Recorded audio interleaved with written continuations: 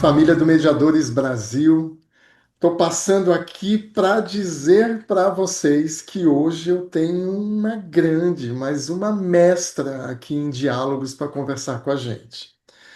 Essa série que nós nomeamos como Entrevistas é a série de maior sucesso em toda a grade do Mediadores Brasil. Isso se deve muito a essa oportunidade que nós temos de compartilhar, de trocar informações com pessoas que são grandes referências para todos nós que atuamos nos meios dialógicos. E hoje eu tenho a honra de receber na nossa casa, na casa do MB, doutora Betina Costa. Eu quero contar para vocês algo bem interessante. Conheci pessoalmente, e eu já vou tirar aqui as nomenclaturas, minha querida amiga, porque me sinto confortável para fazê-lo, porque sei da sua forma de levar as coisas sempre na informalidade, de uma forma muito leve, muito bacana. Então já vou nomeá-la aqui como Betina, minha querida amiga, e contar para toda essa família do MB que eu tive a oportunidade de te conhecer pessoalmente num evento em que estávamos juntos em Orlando, nos Estados Unidos. E eu vou contar algo no pé do ouvido de vocês aqui. Eu nunca tinha ouvido Betina apresentar, palestrar, absolutamente nada. Conhecia já o trabalho dela, sim, acompanhava ela, mas nunca tinha tido a oportunidade de vê-la falando pessoalmente. Eu quero dizer para vocês que essa mulher tem um poder de envolvimento, ela tem uma didática, ela tem pensamentos tão concatenados que quando ela termina a fala dela, eu olho para o lado, que eu estava na companhia da Luciana Severo, mediadora do Rio Grande do Sul, e eu disse para a Luciana: o que é isso, hein, gente? Então, minha querida amiga, eu quero te dizer que eu sou um grande fã do teu trabalho, de toda a tua jornada, que eu estou muito feliz de te ter aqui e quero te dar as boas-vindas à Casa do Mediadores Brasil. Nossa, como começar depois de fazer uma escuta dessa, né? Eu me sinto honrada, realmente, de ter você, de ter conhecido você lá em Orlando, de ter escutado, conhecido mais de perto, porque eu também já acompanhava teu trabalho. Incrível. A bandeira que você levanta, então sou muito admiradora de todo o trabalho que você vem executando. Estou, inclusive, aqui, juntinho com o seu livro, né? Para Ah, além da mediação, que realmente inspira o que é realmente essa mediação, né? Que é para além desse conhecimento, é para a vida. Então, eu fico muito feliz com suas palavras e estou aqui honrada da gente estar fazendo essa troca nessa tarde incrível. obrigado, obrigado por ter aceito o convite, obrigado em todo, em nome aqui da família MB, por estarmos juntos. Eu tenho certeza que vai ser uma conversa lindíssima aqui.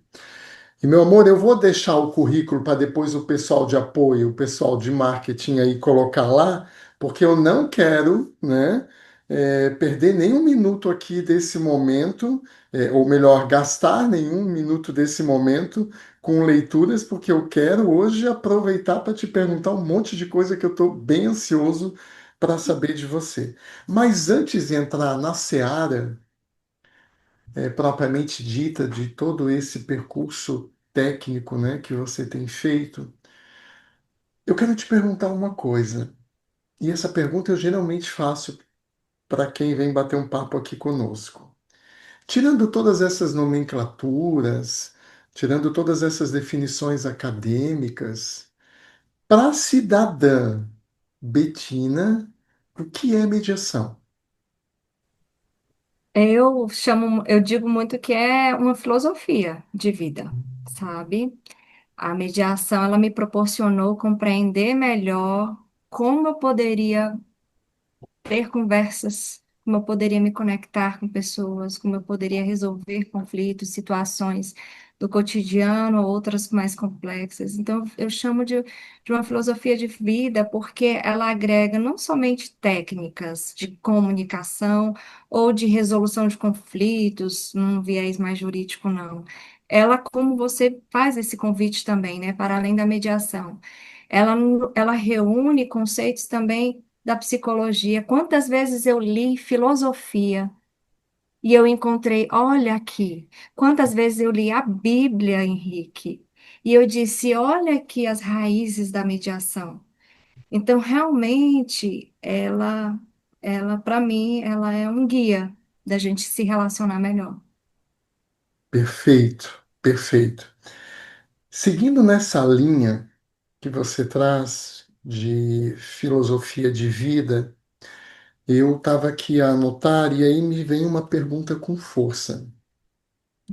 Você trabalha, sobretudo, com o que talvez eu nomearia, e eu quero que, por gentileza, você me explique se essa nomenclatura é adequada, mas eu, quando te vejo falar, me vem muito esse viés da mediação preventiva, que está muito associada realmente à gestão de conflitos. Então, eu queria que você me explicasse o que que é mediação, preventiva, o que que é gestão de conflitos. E já que você trabalha, sobretudo no mundo organizacional, né, você tem um trabalho muito forte, com as empresas, o que você entende que levaria uma empresa a investir na gestão dos seus conflitos? Perfeito. Então, quando a gente pensa em mediação e realmente trazendo o conceito já técnico, a Uhum. mediação é exatamente a atuação de uma pessoa neutra, imparcial, para lidar com um conflito que já aconteceu. E aí, quando a gente pensa no conflito que já aconteceu, é o conflito escalonado.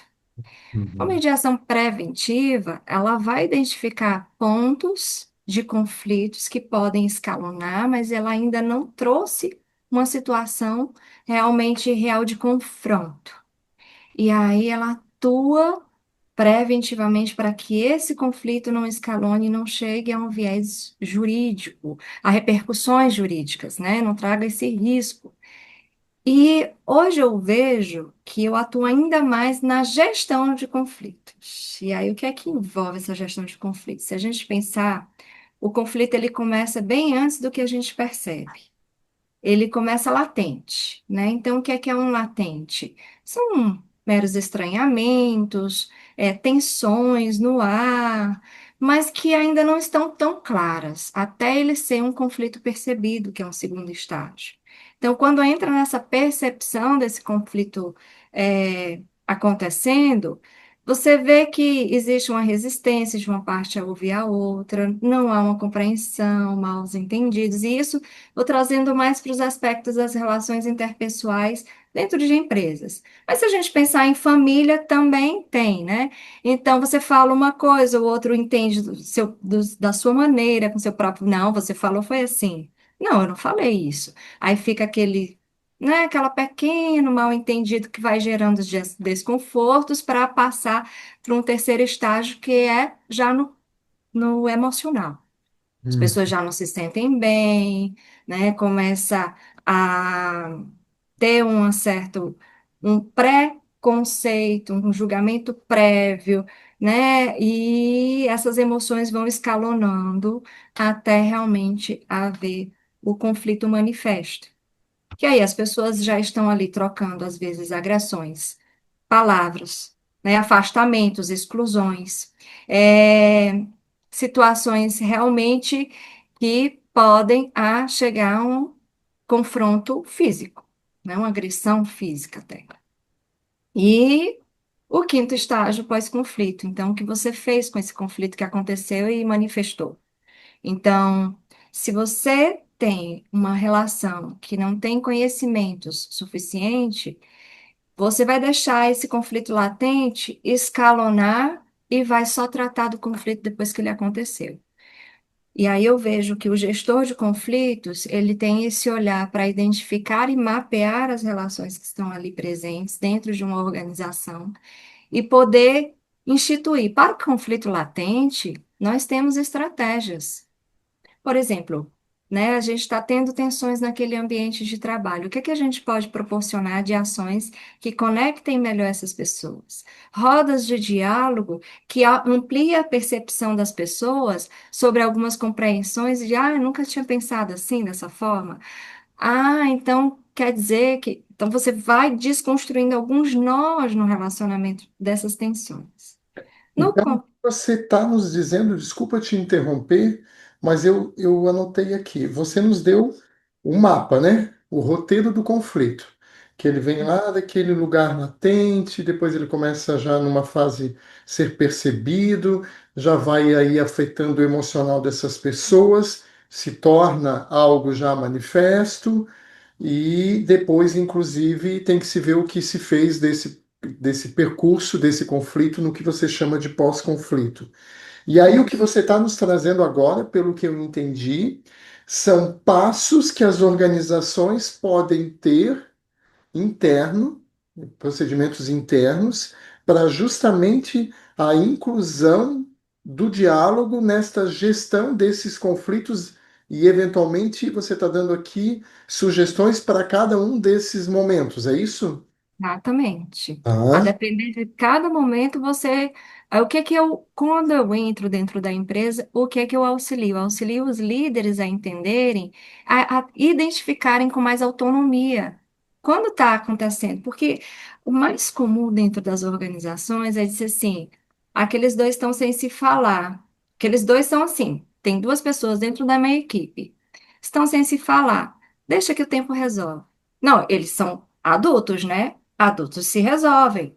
Então, não, não acontece.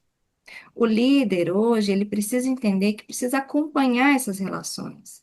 O líder, ele não é um operacional, ele é uma pessoa que entende de pessoas, das relações, esse gestor de relações, que vai entender quem cada que cada pessoa, colaborador da sua equipe, tem um talento e uma habilidade, então ele vai colocar essa pessoa no papel adequado, vai orientar e tudo. E quando vê estranhamentos nessas relações, saber intervir e chamar para o diálogo.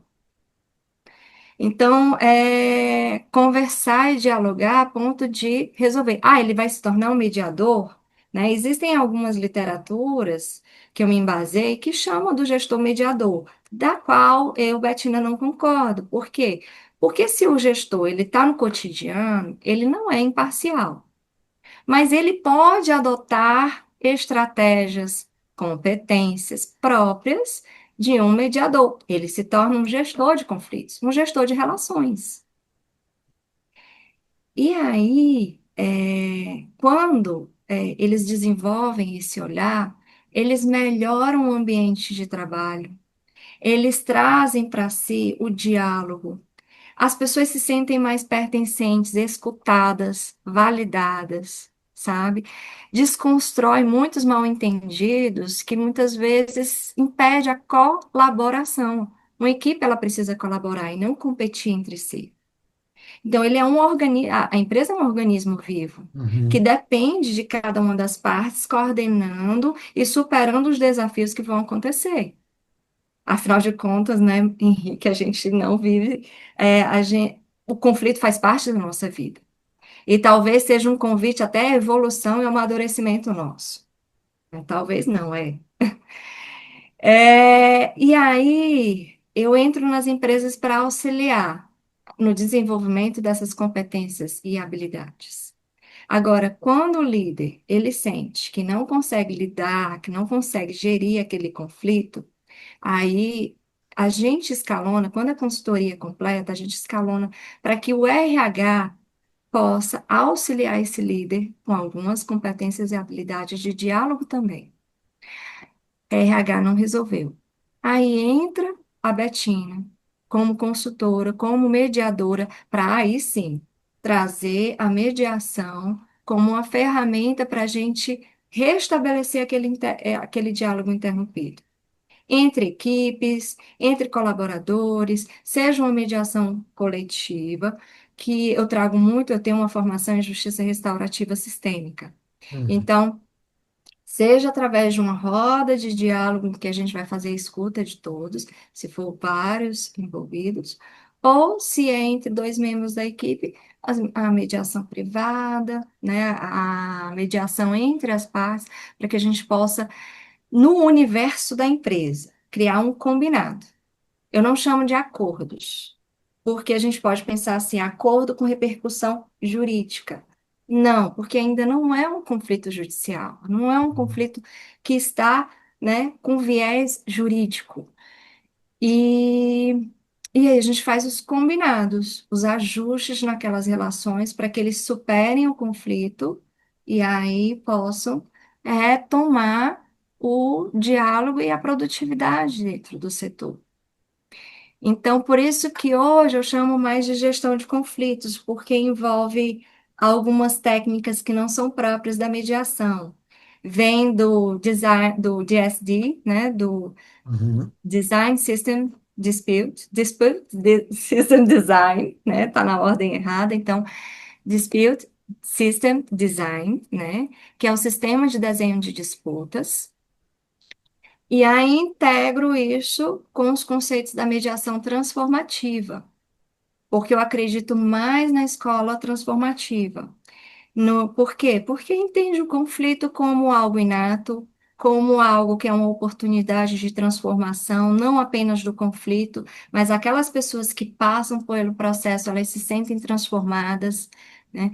E o interessante é que eu fico encantada quando alguns líderes dizem até assim: olha, eu me senti inseguro de falar com a minha equipe, de dar mais abertura para eles falarem tudo. E eu fui testar isso em casa.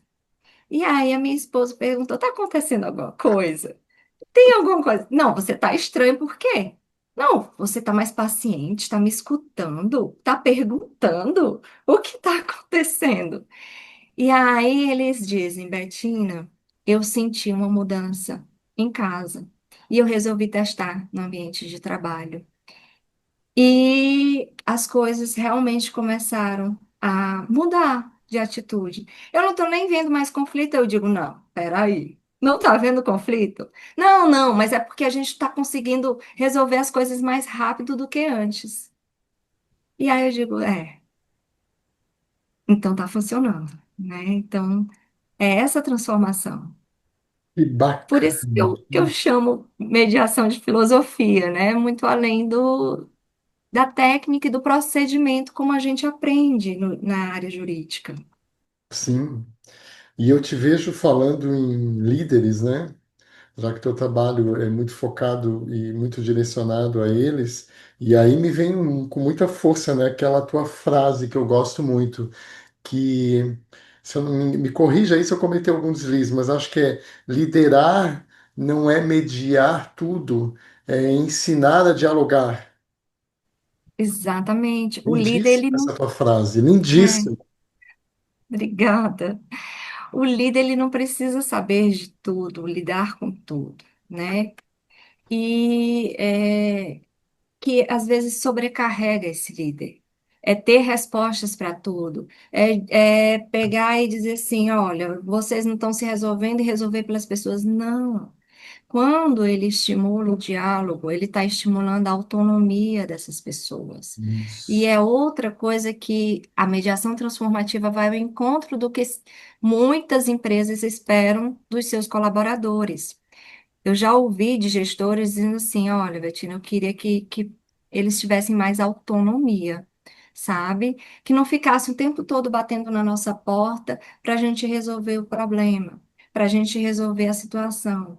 E é isso, a mediação também nos traz esse protagonismo, no sentido correto da palavra, né? O que é protagonista? Aquele que tem a capacidade de tomar as decisões por si mesmo. Então, como é que a gente se sente apto a tomar decisões e não terceiriza a nossa decisão? Quando a gente tem informação, quando a gente tem conhecimento, quando a gente amplia a percepção. Então, se você está com um mal-entendido, pergunte, dialogue. Eu sei que não é fácil, é uma conversa difícil. É uma conversa que às vezes precisa você desenvolver habilidade para ir dizendo assim, olha, estou sentindo que que tem alguma coisa, algum estranhamento nessa relação. Como é que a gente pode resolver? Tá? Eu estou enganado? Eu não estou? E aí vai validando isso. E traz um pouco da CNV também, da comunicação não violenta, né? Traz o que você sente em relação, e não o seu julgamento sobre o outro.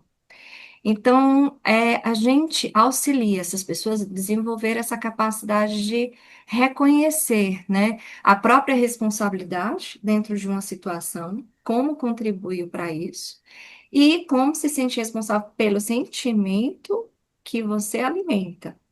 Não é sobre o outro, é sobre o que você alimenta. E esse processo vai acontecendo como uma maturidade nossa, né? Uma maturidade relacional, de como nós vamos melhorando esse diálogo, estruturando essas conversas difíceis para superar esses desafios nas relações. E aí me vem um questionamento aqui, Betina, que eu preciso te perguntar. Nesse longo percurso e experiência que você tem de trabalho com gestão de conflitos nas empresas, né, no mundo empresarial, quais são os tipos de conflitos mais frequentes? São entre departamentos? São de relações de trabalho? Onde que é essa? Porque você chamou a empresa de organismo vivo, né? E eu gosto muito dessa nomenclatura. Porque o conflito é também uma energia, né? É um organismo vivo, ele escala, desescala, né? Porque o conflito, como diz o professor Vesula, ele não anda sozinho, né? Ele está conosco, somos nós, é nós que estamos em conflito. Então, me conte, aonde que quando você entra numa empresa, você habitualmente detecta o maior volume de conflitos? É entre departamentos, é entre gerência e subordinados? Conte um pouco para a gente acerca dessa tua experiência aí que é tão rica. Olha, por incrível que pareça, mais acontece são fofocas, Hum, né? E a gente pensa assim, poxa, mas é algo tão pequeno, ai, fofoca vai desestabilizar o ambiente de trabalho. E aí eu gosto muito de falar, né, o que é fofoca e o que é que realmente é o papel de um colaborador que viu uma situação de incorreção, de imprudência, de imperícia e relatar isso ao líder. Então, assim, tudo é a forma como você lida com essa comunicação. O que uhum, é que seriam fofocas no ambiente de trabalho? As fofocas desestabilizam as equipes, criam uma competição desnecessária, desestabiliza a autoestima de pessoas, há exclusões, tudo por causa de muitos preconceitos. E acaba, algumas vezes, escalonando para até mesmo um assédio moral. Mas vamos lá para fofoca antes, né? Um colega de trabalho vê uma situação que não concorda. Comenta com outro colega, ao invés de comentar para o líder que tem responsabilidade de resolver aquela situação. E aí começa, ah, não, ele sempre é o privilegiado, ou ele sempre é o escolhido, ele sempre. Então fica essa competição e esses burburinhos que tira o foco da cultura da empresa. Então, assim, por mais que a gente não pense, mas as fofocas elas causam presenteísmo. Aquele que está se sentindo afetado, ele não, ele vai estar presente de corpo ali, mas a sua mente e seu coração estão em outro lugar, estão ali tristes. É um dos fatores que ocasionam. Claro que o presenteísmo, a pessoa estar presente de corpo ali e com outras preocupações em outro lugar, ou na rede social, né? Olhando sua rede social e passando o dedo, também são fatores que ocasionam o presenteísmo. Mas aquela pessoa que se sente escanteada, sem autonomia, alvo de burburinhos o tempo todo, você chega no ambiente, todos te olham de uma forma enviesada. Então, isso causa muita desestabilidade nas relações e isso impacta na produtividade. E aí a gente vai falar até de riscos psicossociais, porque a NR1, que é a norma regulamentar número 1 da, das normas de ambiente de trabalho, que são antigas, já regulam o ambiente de trabalho quanto a outros riscos, né? Riscos ocupacionais na saúde e segurança do trabalhador, quando as pessoas estão excluindo aquela pessoa da comunicação e do fluxo de atividades. Ela está perdendo sua autonomia. Também são riscos interpessoais, porque começam atritos e situações até mesmo que podem configurar assédio quando estão tratando de pontos de discriminação, exclusão, silenciamento. Então, isso pode ocasionar esse assédio moral em relação a esse colaborador, mas precisa também de outros indícios para se configurar um assédio moral. Então, essas relações todas instáveis criam um ambiente tóxico. As pessoas não sabem o porquê fazem o que fazem. Falta uma cultura consolidada. Falta uma cultura de transparência e diálogo respeitoso. E aí começam esses burburinhos. Muitas vezes, aí vamos dizer assim, um colaborador viu uma situação de imprudência de outro colega, e aí sim comunicou isso para o líder. O líder veio e agiu e disse: Olha, você foi informado de que você estava agindo dessa forma, isso é uma imprudência, vamos corrigir essa atividade. Ah, quem foi o fofoqueiro? Isso não é fofoca. Isso não é, porque a pessoa comunicou uma situação de risco que gera risco, né? E aí, se o líder não diz assim, olha, isso não é fofoca, isso é uma situação que precisa ser comunicada, isso não é delação, é uma cultura de transparência e diálogo que precisamos instituir aqui. Por quê? Quanto mais rápido a gente corrige um erro, mais a gente evita riscos no ambiente de trabalho. Então, o líder ele precisa estar apto para dialogar de uma forma clara, para entender que assim, eu não estou agradando um, prestigiando um que denunciou o outro. Não, eu estou aqui lidando com uma situação real que precisa ser corrigida. Não estou aqui para agradar um ou outro. Eu estou aqui para ter muitas vezes conversas difíceis. Então a gente, assim, a minha consultoria é para auxiliar esses líderes a desenvolverem essa habilidade de direcionar adequadamente suas equipes, dialogar, trazer para a roda de conversa, e aí eles serão os condutores de reuniões circulares. Betina, deixa eu te fazer uma pergunta. Veja, é, sobretudo durante a pandemia, nós constatamos, presenciamos uma migração muito grande do trabalho presencial para o trabalho online. Isso é algo que vem se mantendo parcialmente. Algumas empresas, eu, por exemplo, lia essa semana que o Nubank entendeu que deseja voltar boa parte das atividades para o presencial. A gente tem visto esse movimento de algumas empresas, mas fato é que hoje o híbrido me parece que é algo que está se estabilizando, né? O que eu quero te perguntar é, diante dessa tua experiência de gestão de conflitos, o que alterou do mundo presencial que vivíamos até pré-pandemia para o mundo digital ou híbrido, né? Online e presencial que vivenciamos nesse momento? É mais propenso a conflitos? É menos? Que tipos de conflito que surgiram a partir do momento que migramos para o virtual? Conta um pouco para a gente sobre isso. Henrique, olha, excelente pergunta, excelente. E é claro que complicou. Se torna um ambiente muito mais complexo. Por quê? Porque aí a gente vai estar com acesso a inúmeros canais de comunicação diversificados. O que acontece? Acesso à rede social, acesso a grupos de WhatsApp, né, parciais que não estão relacionados ao ambiente de trabalho. Então, assim, a gente participa de vários canais de comunicação, se a empresa não estabelecer um único e um seguro canal de comunicação. Então, entra aí um fator de complexidade muito grande.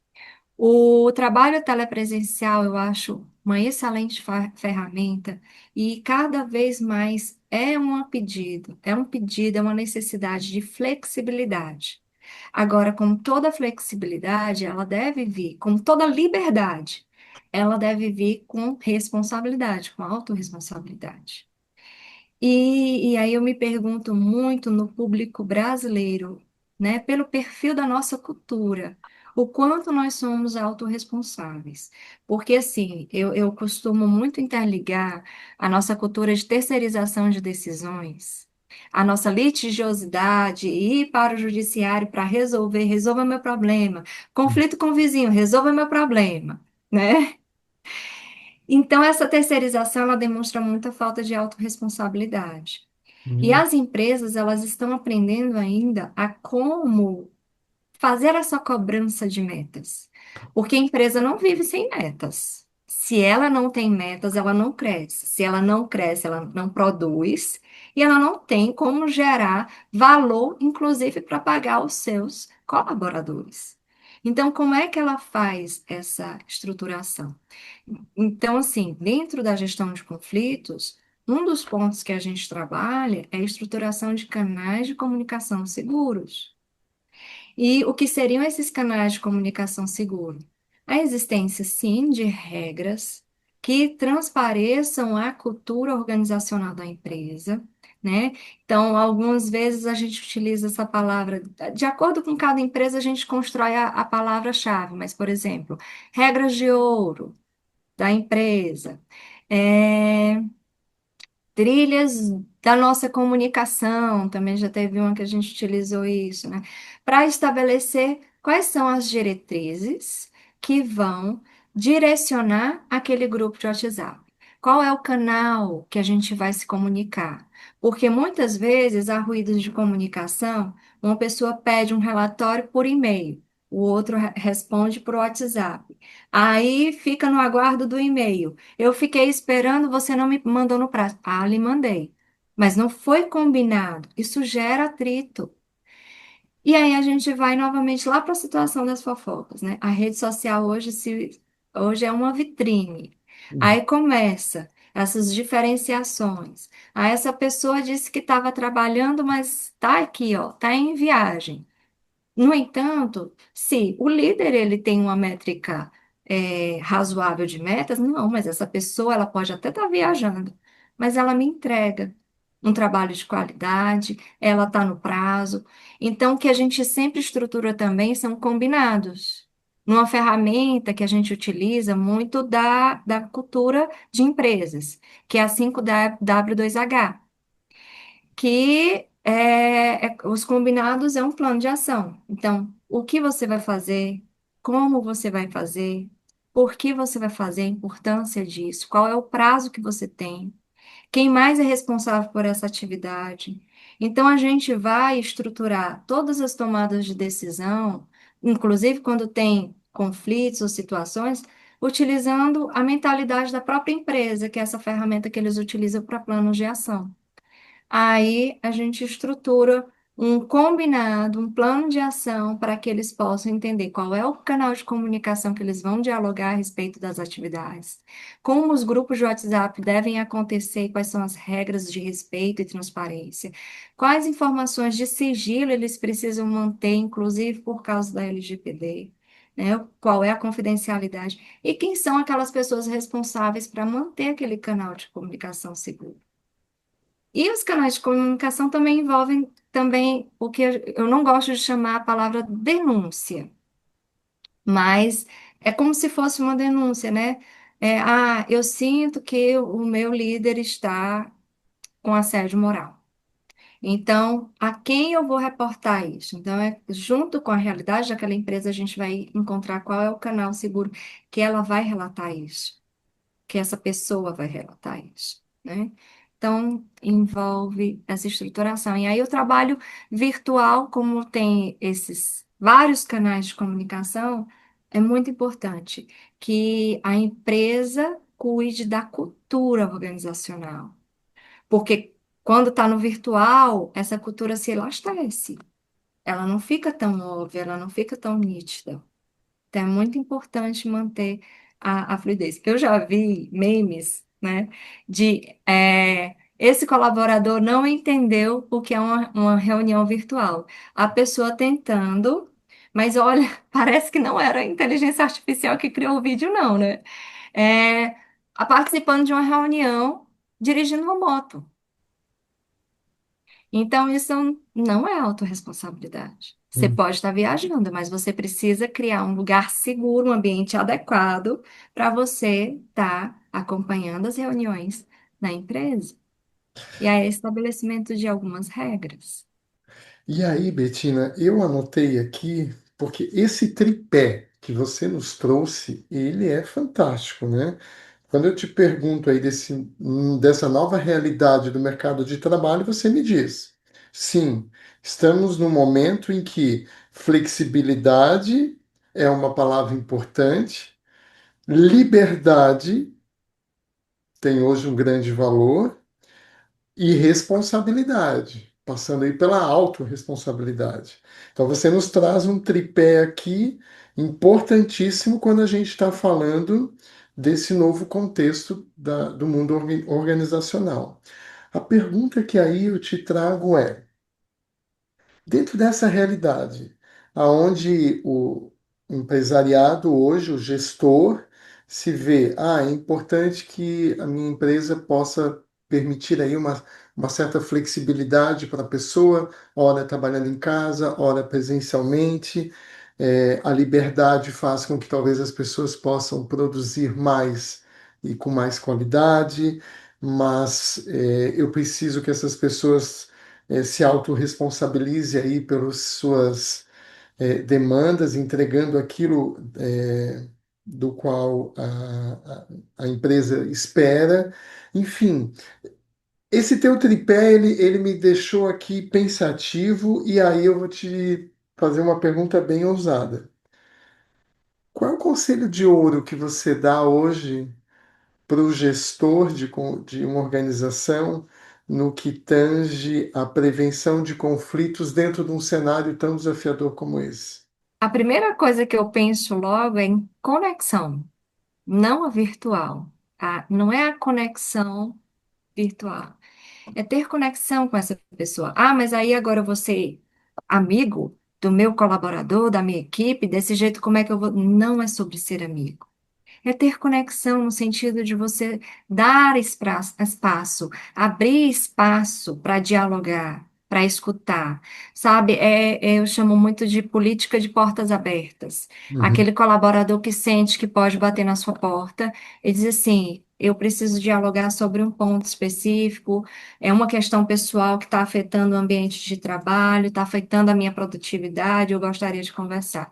Então, aquele empresário, gestor, que abre realmente a porta para esse diálogo, né, honesto, ele abre a oportunidade para que essa pessoa tenha autorresponsabilidade. Ele abre espaço, ele instiga essa pessoa, sim, você tem liberdade. Ao mesmo tempo, como é que você vai lidar com isso? Então, é aquele líder que sabe se comunicar, com conexão, ter empatia. E às vezes as pessoas confundem empatia como ser bonzinho. Não é sobre ser bonzinho. É sobre compreender o outro na perspectiva do outro. E entender como pode contribuir, apoiar esse liderado. E é tão interessante porque quando o liderado ele se sente apoiado, ele se sente reconhecido, isso causa pertencimento, isso traz o pertencimento, que é outra necessidade humana. E sentir pertencente é vestir a camisa. Então, no momento que você, às vezes, como líder, dá a mão ao teu liderado, não é para passar a mão na cabeça, ou eu entendo e tudo. Não. Você vai também dar um direcionamento para ele, vai dar um espaço para ele se recompor, afinal de contas. Nós estamos passando por desafios constantemente. E não adianta a gente dizer que nós somos super-heróis e vamos lidar com tudo ao mesmo tempo, o tempo todo. Não vamos lidar, né? Então, vão ter momentos de maior desafio. Então, como lidar com tudo isso? Quando a gente tem o apoio, o suporte, a gente cria elos de confiança. E aí, nesses elos de confiança mútua, nós podemos estabelecer relações de respeito e aí estimula a maior responsabilidade. Ai, Betina, mas tu fala assim de uma forma tão simples, parece que vai acontecer dessa forma tão natural, né?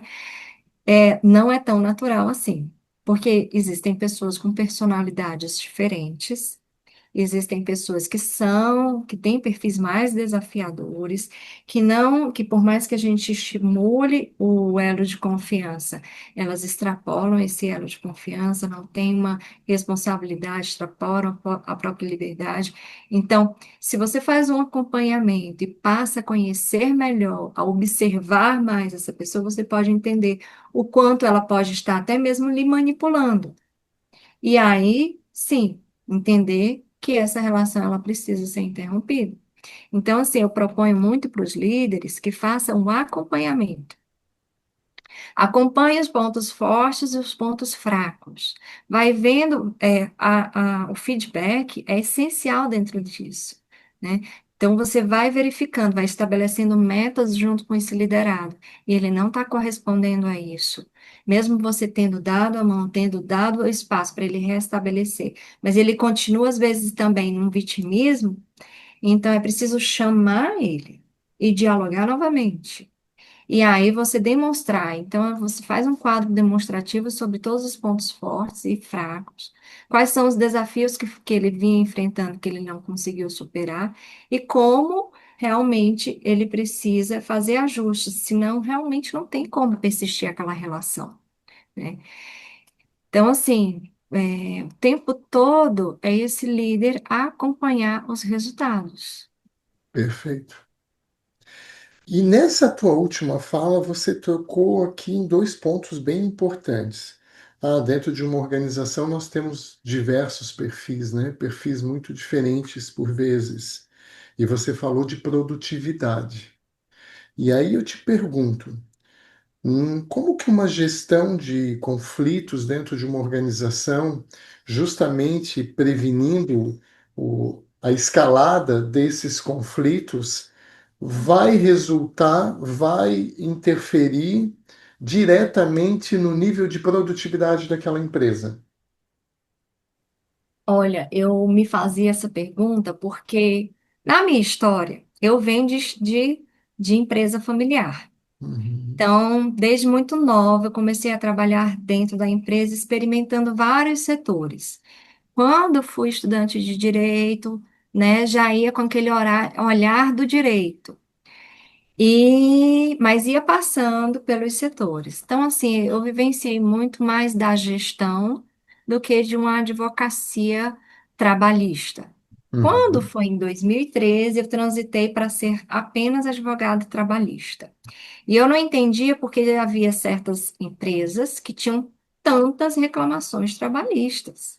Eram muitas. Enquanto na empresa familiar que eu estava, que na verdade é uma indústria, e uma indústria que na época tinha mais de 400 funcionários, mais de 400 colaboradores, tinham pouquíssimas reclamações trabalhistas. Quando tinha, eu atuava como advogada trabalhista e a gente tinha ganho de causa. Por quê? Porque tudo estava registrado, aquela demanda não tinha como prosperar. Então, nós realmente tínhamos pouquíssimas reclamações trabalhistas. Eu fui tentar entender, meu Deus, aquela empresa não gerava uma demanda jurídica tão forte, o que é que acontecia? E os líderes tinham essa política de eles mesmos se prepararem, eles treinarem suas equipes. Política de porta aberta, colaborador lá dentro da fábrica podia acessar esse diretor. Esse diretor não era o importante, o inacessível, sabe? Então, ia lá, batia na porta, dialogava. Então, essa abertura à comunicação, ela já era preventiva. Quando eu fui fazer o mestrado de resolução de conflitos lá na Ambra, né, fiz, claro, na área do direito, mas eu paguei algumas disciplinas, que foi de diplomacia corporativa, que eu me apaixonei, e de Diplomacia compliance, corporativa? diplomacia corporativa. Olha que Exatamente. interessante. Demais, super.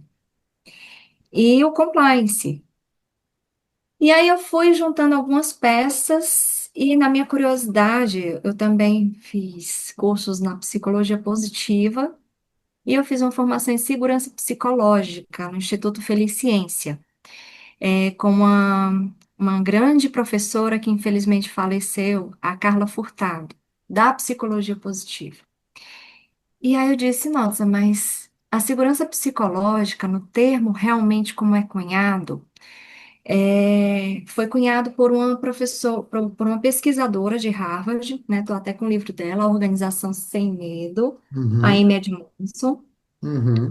E a Amy Edmondson, ela descreve que é um ambiente propício em que as pessoas podem expressar sua voz e com segurança, né, e resolvendo de forma hábil os erros, inclusive os conflitos. Eu não separei aqui um trecho do livro, mas ela fala especificamente dos conflitos dentro da obra. E aí eu interliguei, nossa, se eu trouxer uma gestão de conflitos adequada para dentro das empresas, com algumas etapas, que é a preparação das lideranças, sim, ela envolve, primeiro, como é que começa o meu trabalho? Diagnóstico, mapeamento daquela instituição, quais são os conflitos que estão presentes, como é que é o clima organizacional, como está a disseminação da cultura organizacional. Então, eu tenho esse olhar da gestão também. E aí, a gente entende e a gente vai trazer estratégias e ritos para aquela empresa desenvolver. Ritos baseados, como eu disse, nos canais de comunicação, na estruturação de reuniões, como trazer as reuniões circulares. Aí, o terceiro pilar é o treinamento dos líderes.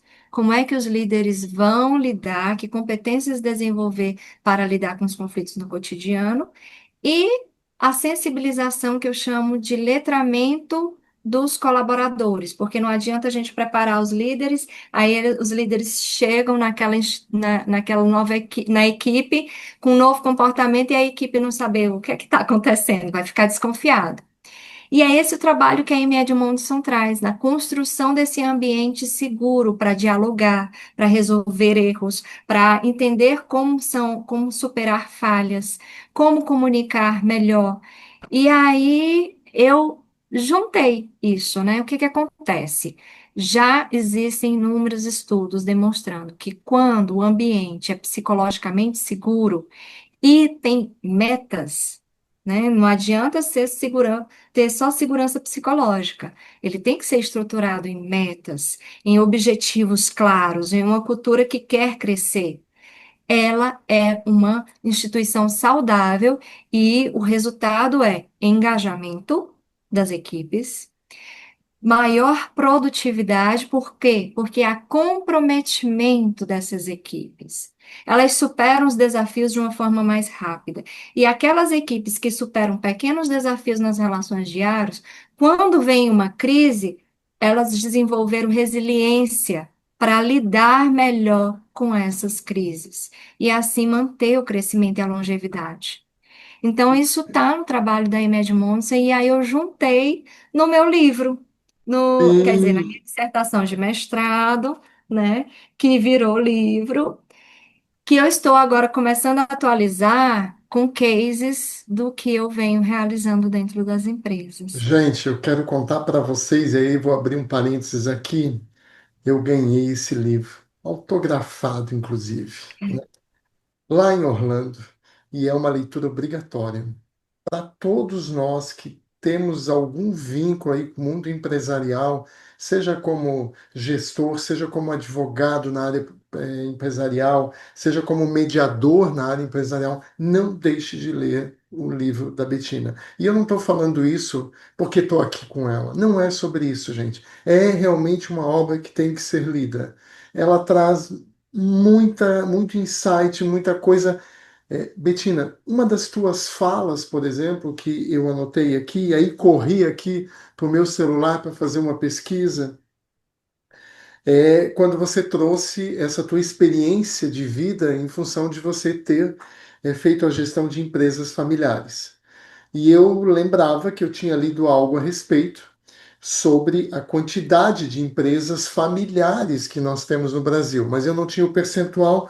E aí, quando eu corro aqui e vejo que nós temos hoje no Brasil em torno de 90% das empresas brasileiras são familiares e que elas representam hoje 65 a 75% do nosso PIB e dos empregos gerados nesse país, e que você traz tanto insight valioso no teu livro para que esses gestores possam aí ter dicas de ouro, né, sobre como fazer essa gestão. Eu emendo aqui, inclusive para deixar essa curiosidade para as pessoas acerca da tua obra, também te perguntando, uma empresa familiar e uma empresa não familiar, qual delas tendem a ter mais conflitos?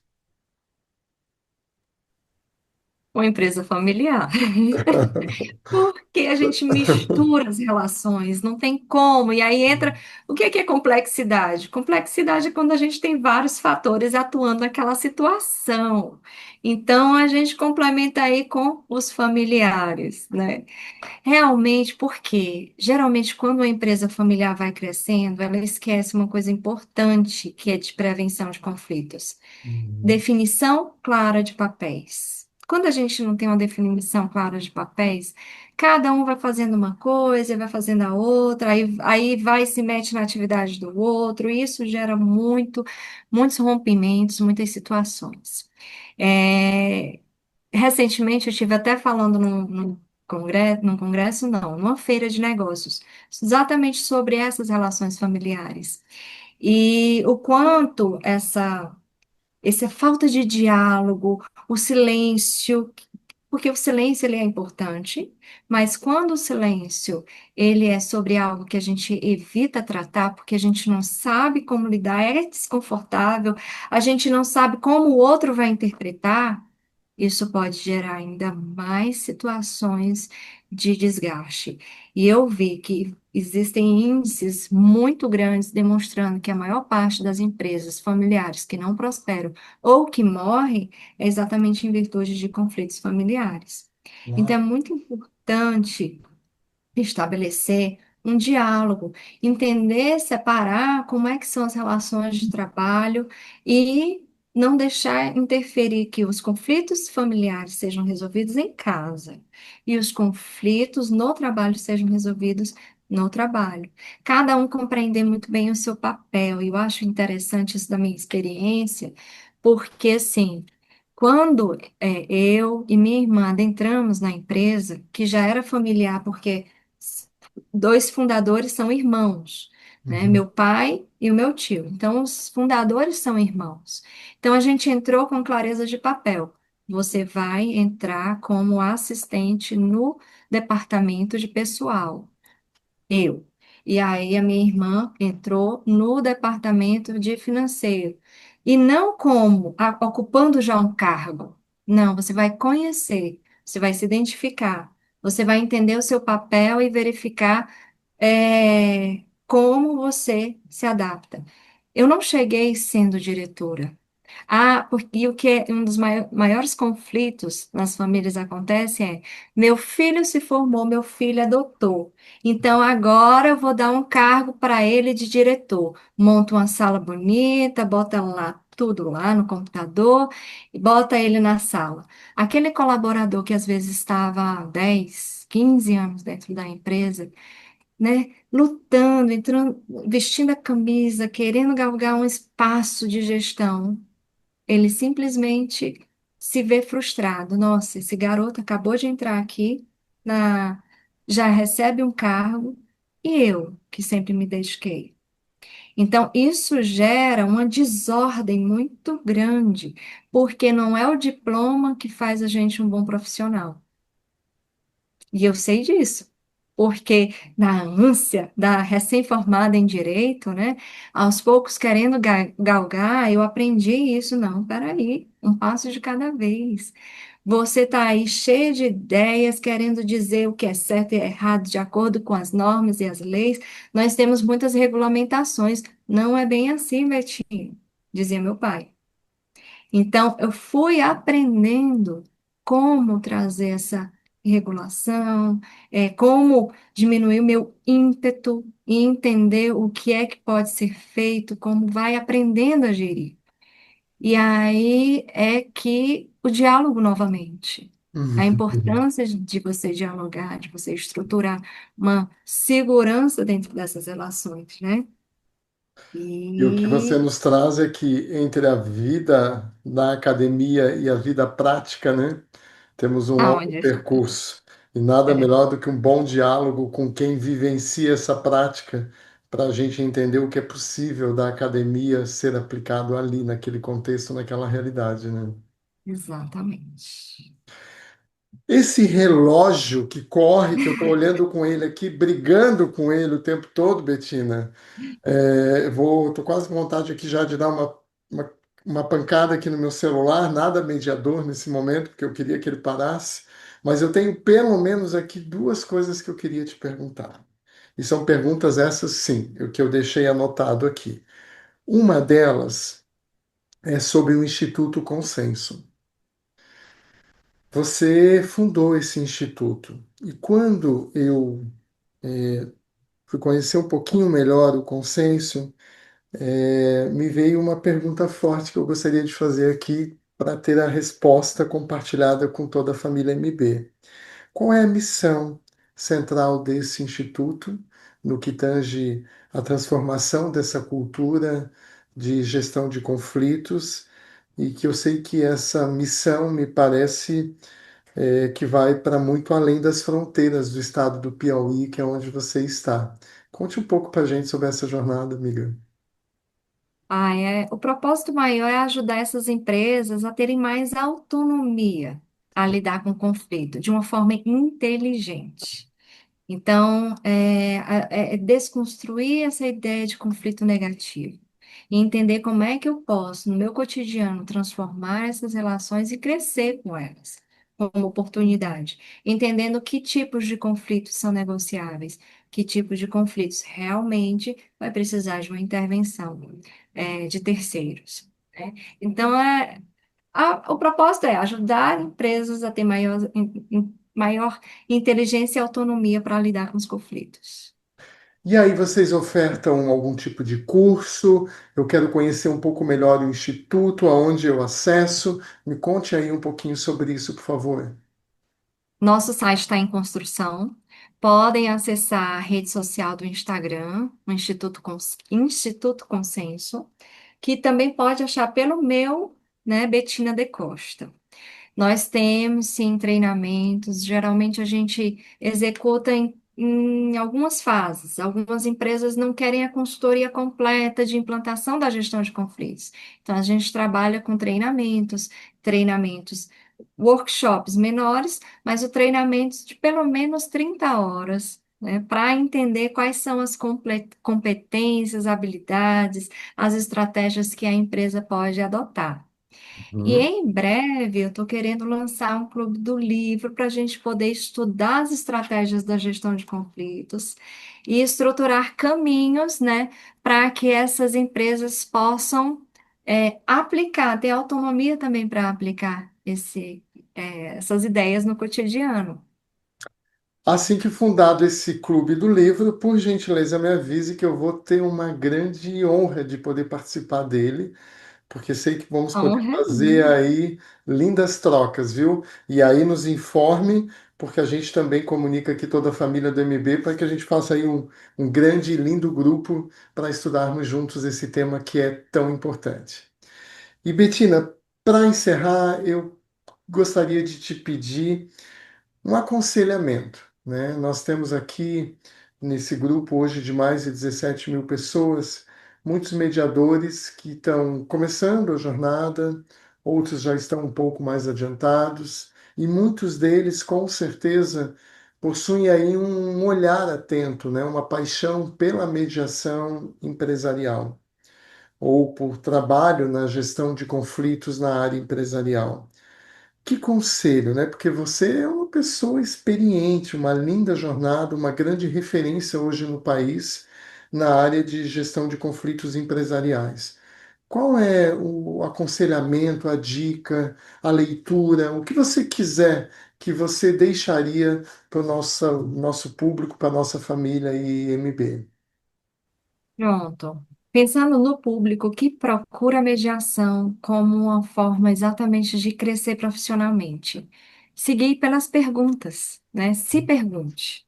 Então, assim, pergunte o que é que mais te move, que tipo de relações te movem, para poder você lidar, ou que desafios você já enfrentou que podem te auxiliar, né, que te auxiliaram e você pode auxiliar outras pessoas a galgarem esse espaço também. Então, assim, quando a gente se faz essas perguntas e observa em que lugar a gente pode se posicionar, a gente sente mais sentido, a gente consegue compreender o maior propósito, o significado do que a gente faz. Então, primeiro de tudo, curiosidade. Pergunte.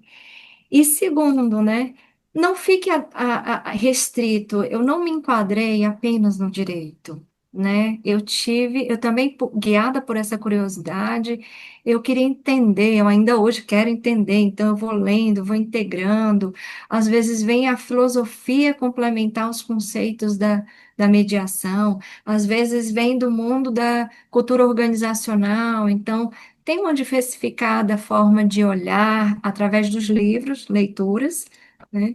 E, e de cursos diferentes, né? De formações diferentes. Às vezes a gente pensa muito no especialista. O especialista ele é importante, mas quando a gente está tão especialista em um único foco, a gente perde a percepção ampla. Então diversifique seu olhar de vez em quando, sabe?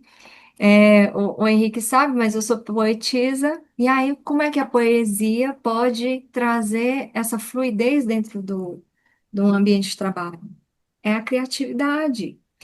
Eu Uhum. fiz formação também em mindfulness, que é a capacidade da gente estar presente aqui e agora, né? Sem pensamentos do passado nem do futuro. Então, praticar a respiração, eu agreguei isso dentro do treinamento do consenso. O consenso hoje trabalha com o pilar da atenção plena. Por quê? Porque isso tem a ver com a nossa reatividade. Se a gente não está atento, não está presente aqui agora, está com pensamentos ruminando o passado, nós o quê? Agimos de uma forma impetuosa, impulsiva, agressiva, extrapolamos os limites. Então, isso tem tudo a ver com. Então, assim, diversifique seu olhar. Não fique só no direito. Que lindo, Betina, que lindo. Que a gente comunga de um pensamento muito próximo, muito semelhante, e realmente eu gostaria de ficar aqui horas conversando contigo. Só que também eu quero te dizer que esse é apenas uma primeira participação de muitas que eu desejo que você venha no MB. A gente, inclusive, compartilha aqui com todos que a gente conversava e eu dizia: Ah, Betina, vem tomar um café com a gente aqui no MB. Então, espero em breve realmente poder ter a tua visita aqui em Blumenau, em Santa Catarina, para a gente tomar um café, conversarmos sobre os nossos projetos, sobre aí esse percurso todo que estamos fazendo. E eu quero, Betina, encerrar essa nossa conversa te dizendo algo muito sincero e muito franco, né? Muito profundo da minha parte. É um muito obrigado em nome da mediação por toda a tua contribuição. Você tem feito um percurso maravilhoso, você tem agregado muito e nós precisamos de muitas Betinas para que a gente possa transformando essa cultura do confronto numa cultura de consenso. E você é essas pessoas que contribuem, não apenas falando, mas também fazendo. Então, muito obrigado. Muito obrigado por poder ter a honra de caminhar do teu lado e em nome de toda a família do Mediadores Brasil, meu caloroso abraço aí em você. E eu recebo esse abraço, eu fico muito feliz e honrada com suas palavras novamente. Assim como você faz a abertura que enche nosso coração, fez esse fechamento de coração. Fico muito feliz com esse convite, espero que a gente possa colaborar e expandir ainda mais esses conceitos aí. Conte comigo. Da mesma forma, conte sempre conosco aqui, toda a família do MB. Um beijo no teu coração, muito obrigado. E em breve eu vou estar presencialmente com você. Estaremos te esperando. Um Tá abraço. ótimo, um abraço. Tchau, tchau.